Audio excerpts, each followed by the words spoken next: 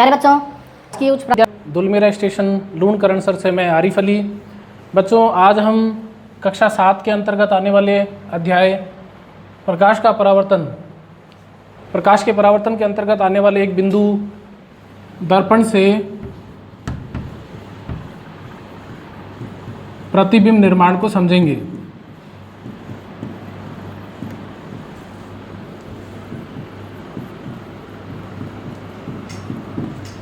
दर्पण से प्रतिबिंब निर्माण को समझने के लिए हमें यह जानना होगा कि दर्पण क्या होता है, दर्पण कितने प्रकार के होते हैं और दर्पण से प्रतिबिंब निर्माण किस घटना पर आधारित है। इसके अंतर्गत हम परावर्तन के बारे में जानेंगे कि परावर्तन क्या है, किन नियमों पर कार्य करता है, और साथ ही हम इस सब के लिए जो प्रतिबिंब निर्माण होते हैं उसको प्रायोगिक रूप से प्रतिबिंब निर्माण भी करेंगे। तो बच्चों, दर्पण क्या होता है कि जब कोई पारदर्शी ग्लास यानी पारदर्शी कांच होता है, उसके एक तरफ परावर्तक पदार्थ की पॉलिश कर दी जाती है तो उससे प्रतिबिंब का निर्माण होता है। जैसे कि आप देख रहे हैं कि मेरे पास एक ये कांच की पट्टी है जिसको अब दर्पण बना दिया गया है। वो कैसे किया कि ये पहले पारदर्शी कांच होता है जिसके एक तरफ परावर्तक पदार्थ की पॉलिश कर दी जाती है, तब ये दर्पण की भांति कार्य करता है। इसी प्रकार यहाँ पर भी आप देख रहे हैं मेरे पास एक दर्पण है जिसकी एक तरफ परावर्तक पदार्थ की पॉलिश की गई है और ये इस प्रकार एक दर्पण बना है। इसी तरह एक और दर्पण है, ये उत्तल दर्पण है, ये अवतल दर्पण है। इसके बारे में हम विस्तार से जानेंगे। तो अभी हमने ये जाना कि दर्पण कितने प्रकार के होते हैं। दर्पण सामान्यतः दर्पण दो प्रकार के होते हैं, समतल दर्पण और दूसरे प्रकार के दर्पण होते हैं गोलीय दर्पण। समतल दर्पण वही दर्पण है जिसको हम घर में यूज़ करते हैं, और गोलीय दर्पण क्या है, ये दो प्रकार के होते हैं, उत्तल दर्पण और अवतल दर्पण। उत्तल दर्पण क्या होता है, इसको हम यहाँ देखते हैं। हमारे पास ये एक अवतल दर्पण है और ये उत्तल दर्पण है। उत्तल दर्पण में क्या होता है कि परावर्तक पदार्थ की पॉलिश अंदर धसे हुए भाग की तरफ होती है और परावर्तक तल यानी जिस पर परावर्तन होता है वह तल उभरा हुआ होता है। इसी प्रकार अवतल दर्पण में परावर्तक पदार्थ की पॉलिश उभरे हुए भाग पर और परावर्तक भाग जो है वो अंदर की तरफ धंसा हुआ होता है। इसको आप इस तरह से देखेंगे तो आप देखेंगे कि मेरा हाथ जो है अंदर की तरफ जा रहा है, यानी ये जो तल है ये अंदर की तरफ धंसा हुआ रहता है, परावर्तक तल अंदर की तरफ धंसा हुआ रहता है। और उत्तल दर्पण में परावर्तक तल ऊपर की तरफ उभरा हुआ रहता है। अब ये गोलीय दर्पण क्या होता है कि गोलीय दर्पण को हम ये मान सकते हैं कि मान लीजिए कोई कांच की बॉल है, यानी कांच का एक खोखला गोला है, उसका अगर कोई भाग इस प्रकार से अलग हो जाए और उसके किसी एक तल पर परावर्तक पदार्थ की पॉलिश कर दी जाए तो हम क्या समझ सकते हैं, इसको हमने इसको काट कर अलग कर लिया, यानी एक गोल इस प्रकार से टुकड़ा वहाँ से अलग हो गया। तो चित्र हम बनाते हैं तो द्विविमीय चित्र इस प्रकार ही बनता है। अगर हम इस तरफ परावर्तक पदार्थ की पॉलिश करें तो इस प्रकार बनने वाले गोलीय दर्पण का परावर्तक तल अंदर की तरफ धंसा हुआ रहता है। इस प्रकार के दर्पण को हम अवतल दर्पण कहते हैं और इसे अभिसारी दर्पण भी कहते हैं। इसको हम प्रयोग से देखेंगे। इसी प्रकार अगर पॉलिश इस भाग की बजाय अंदर धंसे हुए भाग पर कर दी जाए तो हमें इस प्रकार का गोलीय दर्पण प्राप्त होता है जिसका परावर्तक तल ऊपर की तरफ उभरा हुआ रहता है। इसे हम उत्तल दर्पण कहते हैं। तो जिसका परावर्तक तल अंदर की तरफ धंसा हुआ रहता है उसे हम कहते हैं अवतल दर्पण, जिसका परावर्तक तल ऊपर की तरफ उभरा हुआ रहता है उसे हम कहते हैं उत्तल दर्पण। इसको हम प्रयोग की सहायता से समझने की कोशिश करेंगे कि अवतल दर्पण को हम अभिसारी दर्पण क्यों कहते हैं और उत्तल दर्पण को हम अपसारी दर्पण है। तो इस प्रकार हमने यहाँ पे अवतल दर्पण को व्यवस्थित किया था और लेज़र लाइट से जब हम इस पर बीम डाल रहे हैं लेज़र लाइट की, तो आप देख रहे हैं कि ये जो स्थिर वाली जो आपको लाइन दिख रही है ये जाने वाली है लेज़र लाइट की सीध में, ये जाने वाली प्रकाश किरण है, और जो तिरछी लाइन आ रही है वो आने वाली प्रकाश की किरण है।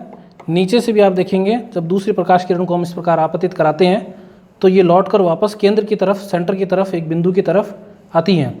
तो इस प्रकार अवतल दर्पण जो है इस पर आपतित होने वाली प्रकाश किरणों को अंदर की तरफ इकट्ठा करता है।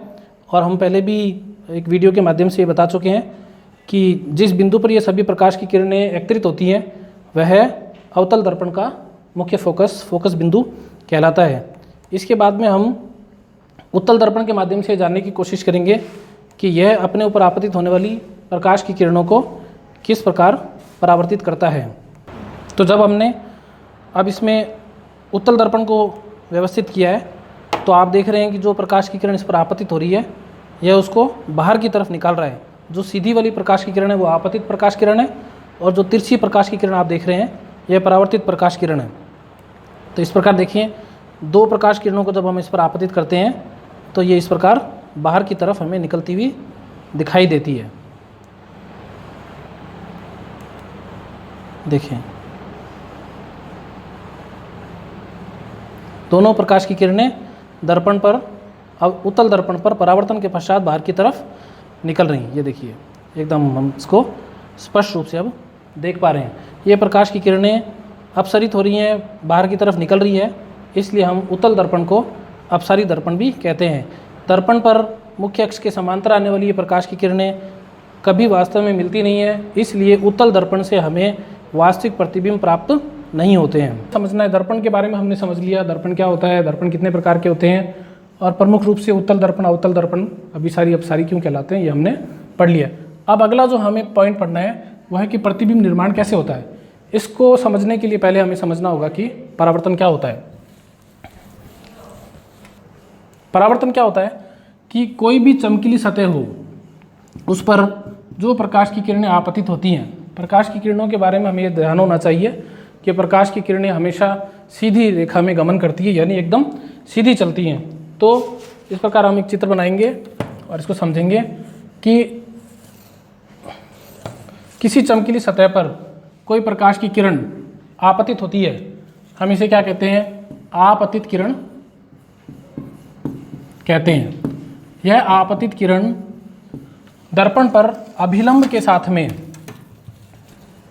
यह अभिलंब क्या होता है कि जो हमारा परावर्तक तल है उस पर परावर्तक बिंदु है, उस पर 90 डिग्री का कोण के साथ में एक काल्पनिक रेखा होती है, इसे हम क्या कहते हैं, अभिलंब कहते हैं। तो आपतित किरण अभिलंब के साथ जितने डिग्री का कोण बनाती है, परावर्तन के पश्चात उतने ही डिग्री के कोण पर वापस जाती है। यह परावर्तन का पहला नियम भी है। तो परावर्तन क्या हुआ कि कोई प्रकाश की किरण अगर किसी चमकीली सतह पर आपतित होती है तो उससे टकराने के बाद वापस लौट जाती है, उसी माध्यम में लौट जाती है, पार नहीं जाती है। आप समझ रहे होंगे पार क्यों नहीं जाती है। पार इसलिए नहीं जाती क्योंकि ये एक अपारदर्शी माध्यम है और क्योंकि इसकी सतह चमकीली है इसलिए वो प्रकाश की किरण वापस लौटकर जाती है। तो इस प्रकार ये आपतित किरण हुई और आपतित किरण अभिलंब के साथ जो कोण बनाती है उसे हम कहते हैं आपतन कोण। और ये नियम परावर्तन का कि आपतन कोण का मान जितना होगा परावर्तन कोण का मान भी उतना होगा। ये इस किरण को हम कहते हैं परावर्तित किरण और ये जो कोण बना है इसे हम कहते हैं परावर्तन कोण। तो परावर्तन क्या हुआ कि किसी प्रकाश किरण का किसी चमकीली सतह से टकराकर वापस उसी माध्यम में लौट जाना, यह परावर्तन कहलाता है। इसे हम प्रायोगिक रूप से भी देखेंगे। तो यहाँ पर आप देख रहे हैं एक समतल दर्पण को हमने नीचे रखा है, उस पर हम लेज़र लाइट से इस प्रकार लाइट डाल रहे हैं। कुछ अगरबत्तियाँ यहाँ जला रखी है, उसके धुएं का हमने उपयोग किया है इस लेज़र लाइट को विजिबल, ज़्यादा अच्छा विजिबल बनाने के लिए। तो आप देख रहे हैं कि इस प्रकार यहाँ से लेज़र लाइट से जो प्रकाश की किरण जा रही है वो वापस परावर्तित हो रही है। और परावर्तन का जो पहला नियम है हम उसको भी यहाँ समझ लेते हैं कि मान लीजिए ये हमारा अभिलंब हो, तो प्रकाश की किरण अभिलंब के साथ जितने डिग्री का आपतन कोण बनाती है, परावर्तन के पश्चात उतने ही डिग्री का परावर्तन कोण बनाती है। आप देखें जैसे जैसे आपतन कोण का मान बढ़ रहा है परावर्तन कोण का मान भी बढ़ रहा है। आपतन कोण के मान को कम करते जाते हैं, परावर्तन कोण का मान भी लगातार कम होता जा रहा है। अभिलंब के बारे में फिर से बता दें, अभिलंब क्या होता है, परावर्तक तल के ऊपर, परावर्तक तल पर 90 डिग्री की एक काल्पनिक रेखा जिसको हमने यहाँ मार्कर की सहायता से दिखाने का प्रयास किया है। तो आप देख रहे हैं जितना कम आपतन कोण है उतना ही कम परावर्तन कोण है। आपतन कोण का मान बढ़ने पर परावर्तन कोण का मान लगातार बढ़ता जाता है। परावर्तन को हमने समझ लिया है। अब हम समतल दर्पण से प्रतिबिंब निर्माण किस प्रकार होता है इसको समझेंगे। इसको समझने से पहले थोड़ी सी हम बात करें कि हम वस्तुओं को कब देख पाते हैं। हम वस्तुओं को तभी देख पाते हैं जबकि वस्तुएं प्रकाश में होती हैं। अंधेरे में रखी हुई वस्तुओं को हम नहीं देख सकते। अगर हम किसी बंद अंधेरे कमरे में हो जहाँ प्रकाश का कोई स्रोत ना हो, बाहर से भी प्रकाश के रास्ते बंद कर दिए जाएं, तो हम अपने हाथ तक को भी नहीं देख सकते हैं। यानी अंधेरे में रखी हुई वस्तुओं को हम नहीं देख सकते हैं। वही उन्हीं वस्तुओं को हम देख सकते हैं जिन पर प्रकाश आपतित होता है, प्रकाश गिर रहा होता है। लेकिन ऐसा नहीं है कि सभी वस्तुएं जो प्रकाश में रखी उन्हें हम देख सकते हैं। जैसे आप देख रहे हैं कि पीछे मेरे बोर्ड है, इस बोर्ड पर प्रकाश गिर रहा है, आपतित हो रहा है, तब भी मैं इसको नहीं देख पा रहा हूँ। उसकी क्या वजह है? उसकी वजह यह है कि इस बोर्ड पर गिरने वाली प्रकाश की किरणें इस पर परावर्तन के पश्चात मेरी आंखों तक नहीं आ रही है। अगर मैं उसे देखना चाहता हूँ तो फिर मैं क्या करता हूँ, मैं समतल दर्पण का उपयोग करता हूँ। फिर क्या होता है कि जो प्रकाश की किरणें इस बोर्ड पर गिर रही होती हैं वो वहाँ से परावर्तित होकर इस दर्पण पर आती हैं और दर्पण से परावर्तित होकर मेरी आंखों तक पहुँचती है। तब मैं देख पाता हूँ कि पीछे क्या है। तो इसका मतलब ये हुआ कि हम कब देख सकते हैं या हम किन वस्तुओं को देख सकते हैं। हम उन वस्तुओं को देख सकते हैं जिस पर प्रकाश किरण गिरे या प्रकाश की किरणें गिरें और वहाँ से टकराने के बाद हमारी आंखों तक पहुँचे और रेटिना में उसका प्रतिबिंब बने। हम ये जानने की कोशिश कर रहे हैं कि समतल दर्पण से प्रतिबिंब निर्माण किस प्रकार होता है। आप देख रहे हैं यहाँ पर हमने ये समतल दर्पण बनाया है। यहाँ पर एक वस्तु हम मानते हैं, इसका नाम हमने ए दिया है। यहाँ से ये प्रकाश की किरण इस प्रकार आपतित होती है, दूसरी प्रकाश की किरण इस प्रकार आपतित होती है। हम अभी जान चुके हैं कि आपतित प्रकाश की किरणें अभिलंब के साथ में जितने डिग्री के कोण पर आपतित होती है उतने ही डिग्री के कोण पर वापस परावर्तित होती है।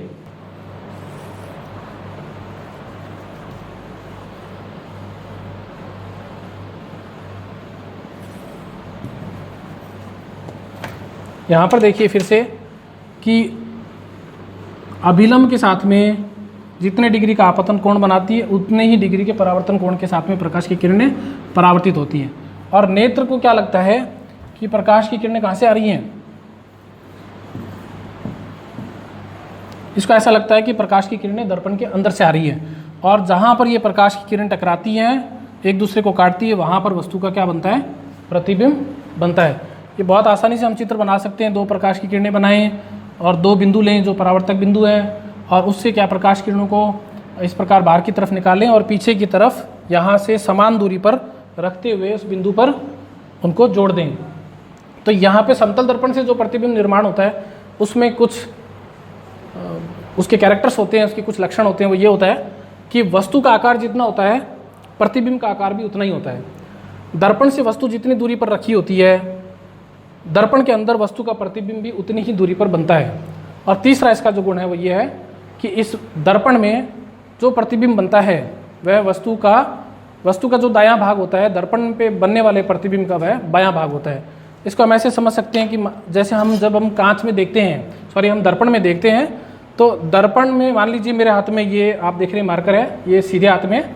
दर्पण में जब मैं देखता हूँ तो दर्पण में मेरा जो प्रतिबिंब बन रहा है उसके उल्टे हाथ में हमें ये मार्कर पेन दिखाई देता है। आप दर्पण के सामने इसको देखने की कोशिश करें, आप देख पाएंगे कि दर्पण में हमारा जो प्रतिबिंब बनता है उसमें जो हमारा दायां भाग है वह उसमें बायां भाग दिखाई देता है। एक और प्रयोग से हम इसको समझ रहे हैं। आप देख रहे हैं कि यहाँ पर एक दर्पण था जिस पे मैंने राइट और लेफ़्ट के दो स्टिकर लगाए हैं। एक और ये ट्रे है जिस पे मैंने यहाँ राइट और लेफ़्ट लिखा है। अब दर्पण में जब हम इसको देखने की कोशिश करते हैं तो आप देख पा रहे हैं कि जो लेफ़्ट लिखा हुआ था इस ट्रे पे वो राइट की तरफ हो गया है और जो राइट लिखा हुआ था वो लेफ़्ट की तरफ हो गया है। इसे हम पार्श्व परिवर्तन कहते हैं कि दर्पण में प्रतिबिंब का वस्तु का दायां भाग प्रतिबिंब का बायां भाग और वस्तु का बायां भाग प्रतिबिंब का दायां भाग हो जाता है। अब हम गोलीय दर्पण से प्रतिबिंब निर्माण को समझेंगे। उसको समझने से पहले हमें कुछ विशिष्ट प्रकाश किरणों के बारे में जानना होगा और साथ ही दर्पण से संबंधित कुछ शब्दावली है उसके बारे में हम जानेंगे। तो इसको भी हम चित्र के माध्यम से ही समझेंगे।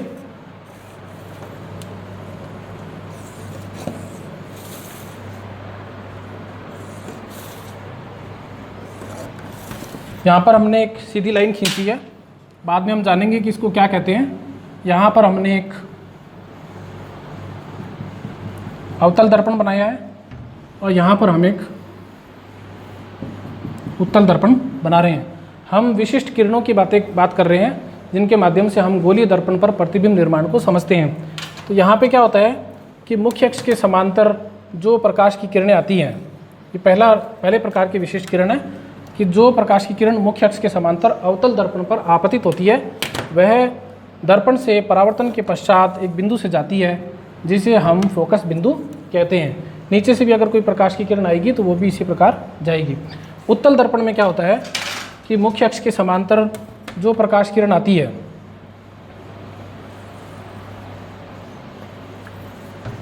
वो क्या होता है,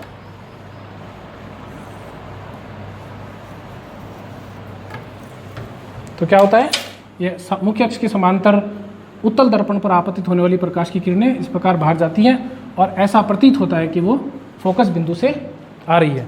दूसरे प्रकार की प्रकाश किरण क्या है कि अगर कोई प्रकाश की किरण फोकस बिंदु से होती हुई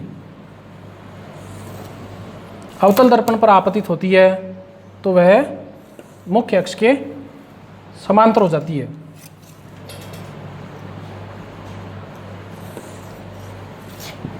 इस तरफ से आने वाली प्रकाश की किरण अवतल दर्पण से परावर्तन के पश्चात मुख्य अक्ष के समांतर हो जाती है। यहाँ पर क्या होगा, अब इस प्रकाश किरण की दिशा बदल देंगे। सिर्फ क्या होगा, यहाँ से आने वाली प्रकाश की किरण दर्पण से परावर्तन के पश्चात मुख्य अक्ष के समांतर हो जाती है और लगता ऐसा है कि ये फोकस बिंदु से आ रही है। यानी इसको हम ऐसे समझाएंगे कि वह प्रकाश की किरण जो ऐसा लगता है कि फोकस बिंदु से आ रही है वो दर्पण से परावर्तन के पश्चात मुख्य अक्ष के समांतर हो जाती है। तो दो प्रकाश किरणों के बारे में हमने जाना। तीसरी प्रकाश किरण क्या है कि दर्पण पर एक मुख्य अक्ष पर एक बिंदु और होता है जिसे हम कहते हैं वक्रता केंद्र। इसके बारे में अच्छे से जानेंगे। जो प्रकाश की किरण वक्रता केंद्र C से होती हुई दर्पण पर अवतल दर्पण पर आपतित होती है, परावर्तन के पश्चात वापस उसी दिशा में लौट जाती है, किसी प्रकार का दिशा विचलन नहीं होता है। यहाँ पर क्या होगा,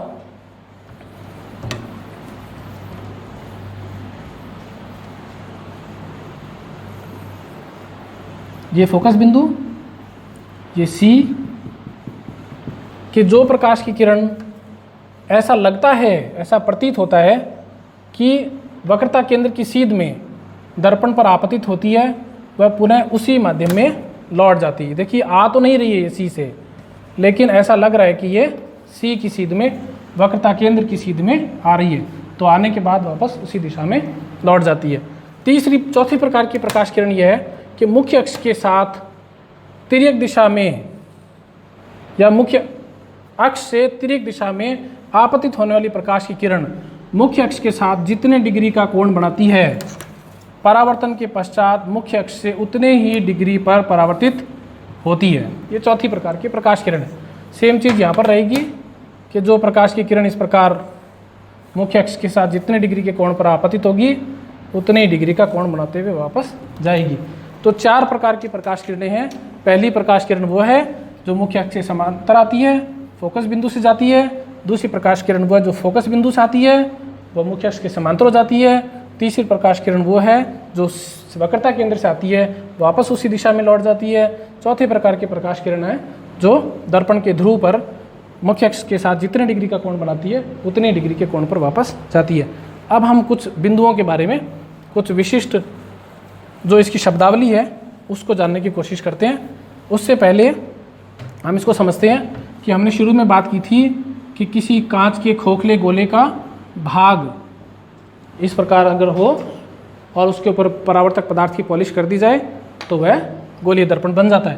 तो यहाँ पर हम देख रहे हैं जब इस भाग पर पॉलिश होगी तो ये अवतल दर्पण बनेगा और जब इस भाग पर पॉलिश होगी तो ये उत्तल दर्पण बनेगा। तो इस गोलीय दर्पण जिस खोखले गोले का भाग माना जाता है उसका एक केंद्र होगा, उस हम केंद्र को कहते हैं वक्रता केंद्र, और उस गोले की जो त्रिज्या होगी उसे हम कहते हैं वक्रता त्रिज्या। अब हम इसको और आराम से अच्छे से समझते हैं। ये देखिए, ये हमारे पास एक अवतल दर्पण है। अवतल दर्पण पर एक बिंदु ऐसा होता है जिसे हम क्या कहते हैं, दर्पण का ध्रुव।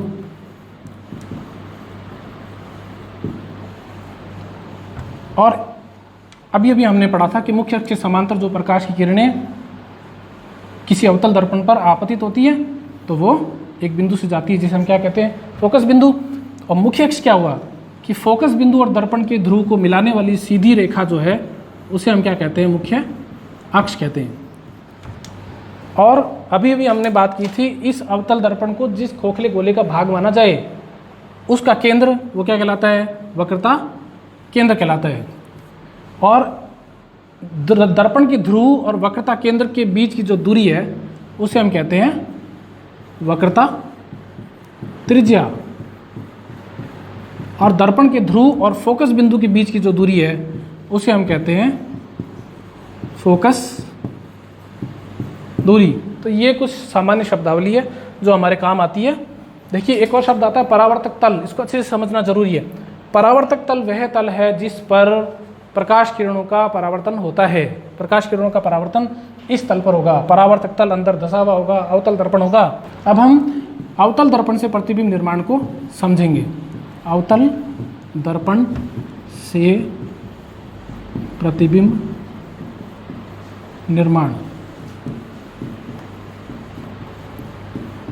इसको समझने के लिए पहले हम कुछ स्थितियों की बात करेंगे। स्थितियां क्या क्या होती हैं। देखिए, ये हमारा अवतल दर्पण, तो कैसे हम समझ सकते हैं इसको। देखिए कि ये देखिए, ये बनाया हमने इस प्रकार अवतल दर्पण। F के बारे में हम जान चुके हैं, फोकस बिंदु। C के बारे में हम जान चुके हैं, वक्रता केंद्र। वो स्थितियां क्या है जिसके बारे में हम बात करेंगे। तो पहली स्थिति जो होती है वो कहलाती है दर्पण से जो वस्तु बहुत दूर हो जाती है तो हम उसे अनंत कह देते हैं। अनंत का मतलब है बहुत अधिक दूरी पर रखी हुई वस्तु। तो पहली स्थिति होती है अनंत। दूसरी स्थिति तब होती है जबकि वस्तु वक्रता केंद्र से कुछ दूर लेकिन बहुत ज़्यादा दूर ना हो, तो हम इसे कहते हैं दूसरी स्थिति। तीसरी स्थिति वह होती है जबकि वस्तु वक्रता केंद्र पर रखी हो।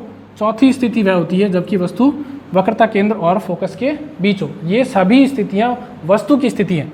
पांचवी स्थिति वह होती है जबकि वस्तु कहाँ रखी होती है, फोकस बिंदु पर रखी होती है। छठी स्थिति वह होती है जबकि वस्तु फोकस और दर्पण के ध्रुव के बीच में रखी होती है। ये 6 स्थितियों पर हम अवतल दर्पण से प्रतिबिंब निर्माण को समझते हैं।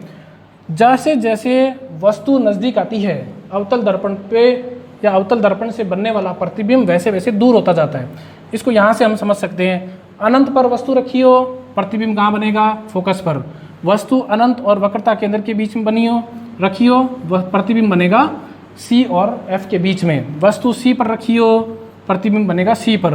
वस्तु C और F के बीच में रखी हो, प्रतिबिंब बनेगा C और अनंत के बीच में। वस्तु फोकस पर रखी हो, प्रतिबिंब बनेगा बहुत दूर अनंत पर। तो जैसे जैसे आप देख रहे हैं वस्तु नज़दीक आती जा रही है वैसे तो इस सारणी से हम इसको समझ रहे हैं। हमने बात की थी कि 6 स्थितियाँ होती है। अनंत पर वस्तु रखी हो, थोड़ा नज़दीक आ जाए अनंत और C के बीच, C पर वक्रता केंद्र पर, C और F के बीच आ जाए और नज़दीक आ जाए, F पर आ जाए और नज़दीक आ जाए, F और ध्रुव के बीच में। प्रतिबिंब कहाँ बनेगा, वस्तु अनंत पर, प्रतिबिंब फोकस पर। वस्तु अनंत और वक्रता केंद्र के बीच में, प्रतिबिंब दूर जाएगा फोकस और C के बीच। जब वस्तु वक्रता केंद्र पर है प्रतिबिंब C पर बनेगा। जब वस्तु C और F के बीच में, प्रतिबिंब C से पीछे और अनंत के बीच बनेगा। जब वस्तु फोकस पर है प्रतिबिंब अनंत पर बनेगा। प्रतिबिंब के आकार के बारे में ये है कि जैसे जैसे वस्तु नज़दीक आती है जैसे जैसे वस्तु का प्रतिबिंब बड़ा होता जाता है। जब वस्तु बहुत दूर होती है प्रतिबिंब बहुत छोटा होता है, बिंदुवत आकार का होता है। जैसे वस्तु नज़दीक आती है वस्तु से छोटा प्रतिबिंब बनता है। जब वस्तु वक्रता केंद्र पर आ जाती है प्रतिबिंब वस्तु के बराबर हो जाता है। वस्तु और नज़दीक आती है तो प्रतिबिंब वस्तु से बड़ा हो जाता है। वस्तु फोकस बिंदु पर आ जाती है प्रतिबिंब बहुत बड़ा होता है। इस अवतल दर्पण से बनने वाले प्रतिबिंब की विशेषता ये है कि इससे हम वास्तविक प्रतिबिंब प्राप्त कर सकते हैं। वास्तविक प्रतिबिंब वह होता है जिसे पर्दे पर हम प्राप्त कर सकते हैं, यानी किसी दीवार पर, पर्दे पर उसके प्रतिबिंब को प्राप्त किया जा सकता है, ये वास्तविक प्रतिबिंब कहलाता है। वास्तविक प्रतिबिंब हमेशा क्या होते हैं? उल्टे होते हैं। तो अवतल दर्पण में ये 5 स्थितियां जो होती है यहाँ तक, इस पर प्रतिबिंब जो बनते हैं वो हमेशा वास्तविक होते हैं, और वास्तविक प्रतिबिंब हमेशा क्या? उल्टे होते हैं। वास्तविक प्रतिबिंब जब भी बनते हैं जबकि अवतल दर्पण से परावर्तन के पश्चात प्रकाश की किरणें वास्तव में एक दूसरे को काटती हैं। छठी स्थिति जो ये है कि वस्तु F और ध्रुव के बीच में रखी हो, तब प्रतिबिंब कहाँ बनता है? तब प्रतिबिंब दर्पण के सामने नहीं, दर्पण के पीछे बनता है, यानी दर्पण में हमें वस्तु दिखाई, प्रतिबिंब जो होता है वो वस्तु से बड़ा होता है।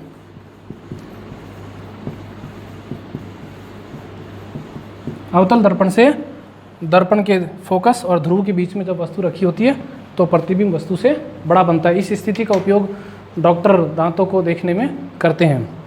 अब हम प्रकाश किरणों के माध्यम से भी इसको समझने की कोशिश करेंगे।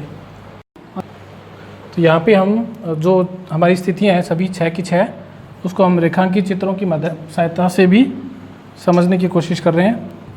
3, ये 4, ये 5वीं स्थिति और ये 6ठी स्थिति है। देखिए क्या होता है कि अनंत पर वस्तु रखी होती है, मुख्य अक्ष के समांतर दर्पण पर आपतित होने वाली प्रकाश की किरणें परावर्तन के पश्चात फोकस बिंदु पर एक दूसरे को काटती हैं, एक दूसरे को प्रतिच्छेद करती है, वहाँ पर वस्तु का प्रतिबिंब बनता है। प्रतिबिंब उल्टा होगा, वस्तु से बहुत छोटा होगा, वास्तविक होगा, पर्दे पर प्राप्त किया जा सकता है। दूसरी स्थिति, जब वस्तु कुछ नज़दीक आई है लेकिन अभी वक्रता केंद्र से पीछे है, इस स्थिति में मुख्य अक्ष के समांतर आने वाली प्रकाश किरण फोकस बिंदु से जाती है और सी से आने वाली प्रकाश किरण आप जानते हैं वापस उसी दिशा में लौटती है। ये दोनों यहाँ एक दूसरे को काटती हैं, सी और एफ के बीच में। प्रतिबिंब वस्तु से छोटा है, उल्टा है, वास्तविक है। चौथी स्थिति में जब वस्तु, तीसरी स्थिति में जब वस्तु वक्रता केंद्र पर रखी है, मुख्य अक्ष के समांतर आने वाली प्रकाश किरण परावर्तन के पश्चात फोकस बिंदु से जाती है यहाँ। दूसरी प्रकाश की किरण जो फोकस से होती हुई दर्पण पर आपतित होती है वो मुख्य अक्ष से समांतर हो जाती है, दोनों एक दूसरे को यहाँ काटती है। प्रतिबिंब वस्तु के आकार के बराबर बनता है, वास्तविक बनता है, उल्टा बनता है। चौथी स्थिति में वस्तु और नज़दीक आ गई है, वस्तु अब आ गई है सी और एफ के बीच में। तब क्या होता है कि ये जो प्रकाश की किरण वक्रता केंद्र से होते हुए या वहाँ से होती हुई दर्पण आपतित होती है, वापस लौटती है, मुख्य अक्ष के समांतर जाने वाली प्रकाश की किरण फोकस बिंदु से जाती है, यहाँ एक दूसरे को काटती है। प्रतिबिंब वस्तु से बड़ा है, वास्तविक है, उल्टा है। पांचवी स्थिति क्या है?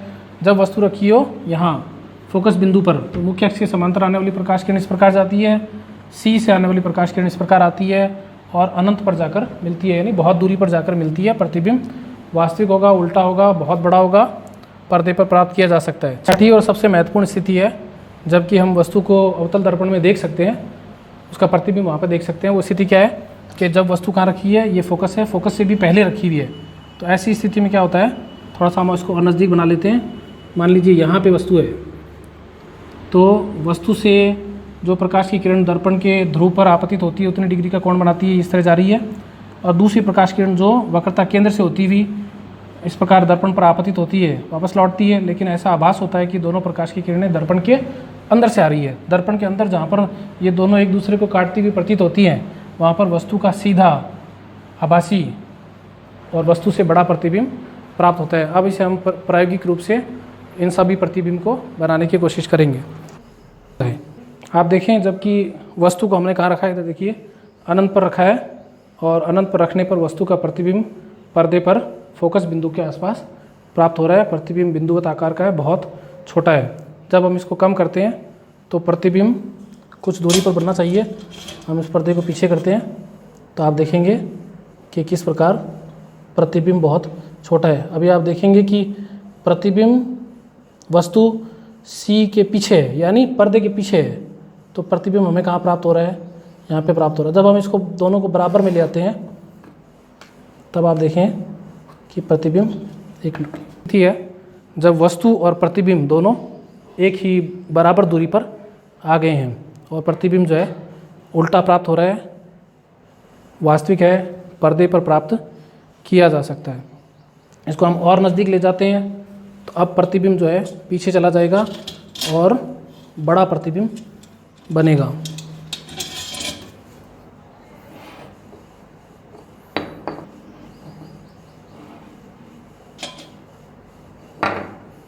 देखिए, चित्र करते हैं। आप देख पा रहे हैं कि वस्तु नज़दीक आ गई है तो प्रतिबिंब पीछे चला गया है, प्रतिबिंब बड़ा हो गया है। और लौ आप देख पा रहे हैं कि जो मोमबत्ती की लौ है, जो प्रतिबिंब है, वो उल्टी हमें प्राप्त हो रही है। और हम इसको व्यवस्थित करते हैं थोड़ा सा, इसमें थोड़ी सी अभी हवा आ रही है, इसकी वजह से वो लौ फैल रही है।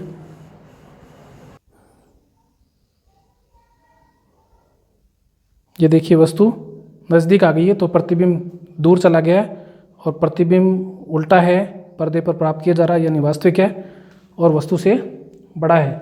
अगर हम इसको और नज़दीक ले आते हैं तो इस प्रतिबिंब को हम दूर पर्दे पर देख सकते हैं। देखिए कैसे देख पा रहे हैं, जब वस्तु को हमने नज़दीक लाई है तो वस्तु का प्रतिबिंब बहुत दूर पर्दे पर हमें बोर्ड पर प्राप्त हो रहा है। प्रतिबिंब वस्तु से बहुत बड़ा है और प्रतिबिंब वस्तु का उल्टा प्रतिबिंब हमें प्राप्त हो रहा है। तो इस प्रकार अवतल दर्पण से विभिन्न स्थितियों पर किस प्रकार प्रतिबिंब प्राप्त किए जाते हैं, ये 5 स्थितियां थी जिसमें प्रतिबिंब हमें पर्दे पर वास्तविक स्थिति में प्राप्त हो रहे थे। छठी स्थिति वह स्थिति होती है जबकि हमें अवतल दर्पण के अंदर ही वस्तु दिखाई देती है। अब हम उत्तल दर्पण से प्रतिबिंब निर्माण को जानेंगे। उत्तल दर्पण से हम पढ़ चुके हैं कि उत्तल दर्पण पर आपतित होने वाली प्रकाश की किरणें अपसरित होती हैं, दर्पण से परावर्तन के पश्चात कभी एक दूसरे को काटती नहीं है, इसलिए वास्तविक प्रतिबिंब प्राप्त नहीं होते, पर्दे पर प्रतिबिंब प्राप्त नहीं होंगे। प्रतिबिंब जितने भी प्राप्त होंगे वो सब कहाँ पे होंगे, दर्पण के पीछे, दर्पण के अंदर हम उसको आभासी रूप में देख पाएंगे। तो वहाँ पे क्या होता है, सिर्फ 2 ही स्थितियाँ होती है। स्थिति वो होती है कि जबकि वस्तु कहाँ हो, जबकि वस्तु अनंत पर हो या कि वस्तु अनंत से कम दूरी पर हो। तो यहाँ पे क्या होगा कि जब मुख्य अक्ष के समांतर प्रकाश की किरण कोई आती है तो हम सब जानते हैं कि वो इस तरह जाती है और हमें लगता है क्या है कि वो दर्पण के अंदर से आ रही है। तो जहाँ पे वो दर्पण के अंदर एक दूसरे को काटती हुई प्रतीत होती है वहाँ पे वस्तु का प्रतिबिंब बनता है। आप देख रहे हैं प्रतिबिंब कहाँ पे बनता है, फोकस बिंदु पर बनता है, बिंदुवत आकार का बनता है, बहुत छोटा बनता है। तो इसका मतलब ये हुआ कि अगर हम उत्तल दर्पण से में किसी वस्तु का प्रतिबिंब देखना चाहते हैं तो वो प्रतिबिंब हमें बहुत छोटा दिखाई देगा।